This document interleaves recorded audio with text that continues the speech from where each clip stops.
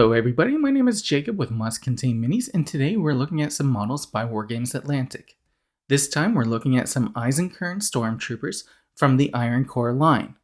Now, for those of you who haven't heard of Iron Core, these miniatures have been around for a while, but not necessarily in this shape. Originally they were made by Dreamforge Games, and the models were different. Today we're going to unpack the Wargames Atlantic version of the models. Now let's take a look at what's in this box. Inside the box, you get 4 frames, each capable of making 5 miniatures. That gives you a total of 20 figures with this box set. Now let's take a closer look at that sprue. There are quite a few pieces on this sprue. Compared to the Death Fields line of miniatures by Wargames Atlantic, these are more complex. The legs are 2 pieces, so you got left and right leg in most cases except for one, and the bodies you have to paste together the front and back. This means that compared to some of the other models made by this company, there's a bit more to put together. Looking at the back of the sprue, you can see some of the connection points where you have to glue the pieces together. Now, there are plenty of guns on this pack. I don't know exactly what they all are, so what I'll do is I'll build a bunch of these models and I'll use each of the guns so you can see what they look like on the models. I think there's a shotgun variant, a submachine gun variant, a rifle variant, and a heavy machine gun. But I'm not familiar with the Iron Core world, so I'm not 100% sure what these weapon options are.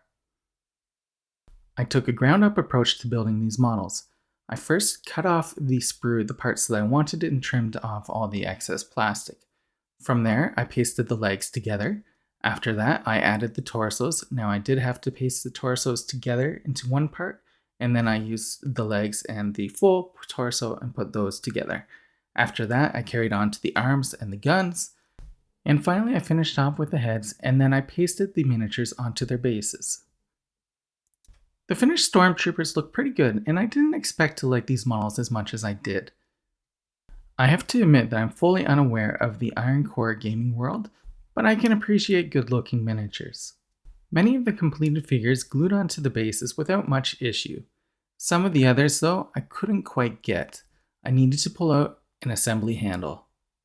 By snapping in that base and using the gripper arm, I was able to keep the miniature in place while the glue set.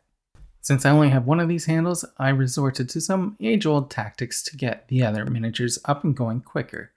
On the bottom left, you can see that I was using a tube of glue to hold up one figure while it set to the base. Here are the completed models. We're going to look at a scale comparison image a little later, but right now let's take a closer look at each figure.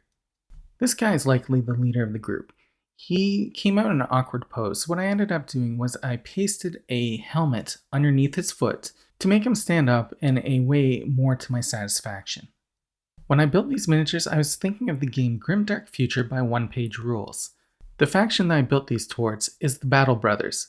If you're playing a different rule set, they might otherwise be known as the Space Marines.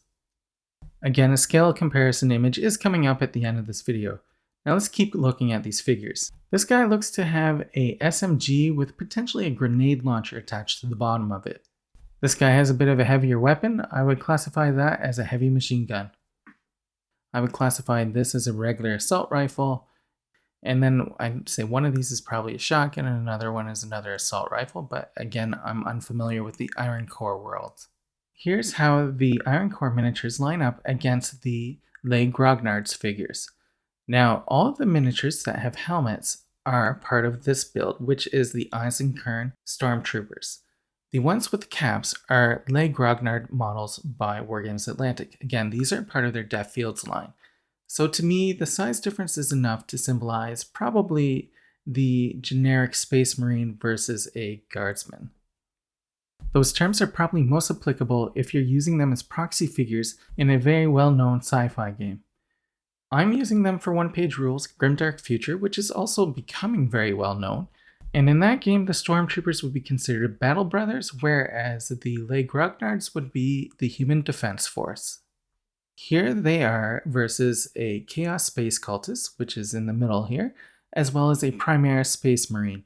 So left to right, we have a Les Grognard's Human Defense Soldier, an Eisenkern Stormtrooper, the Chaos Space Cultist, another Stormtrooper, then the Primaris Space Marine, and to wrap it up, we have a final Stormtrooper. I built these miniatures up as 4 teams of 5 Battle Brothers. Now I did arm some of them with the different rifles, so if I wanted to claim that they were Pathfinders or something along those lines, I don't think there's any issue doing that. For the heavy weapon, I decided to give them each group the heavy machine gun and call it that in Grimdark Future. Overall, these were some really enjoyable miniatures to build. Typically, I like the complexity of the Death Fields miniatures, which in most cases is fairly simple. But these miniatures had some nice complexity to them that wasn't too difficult, and they were fun and easy to build. Thank you for watching, and until next time, happy gaming everyone!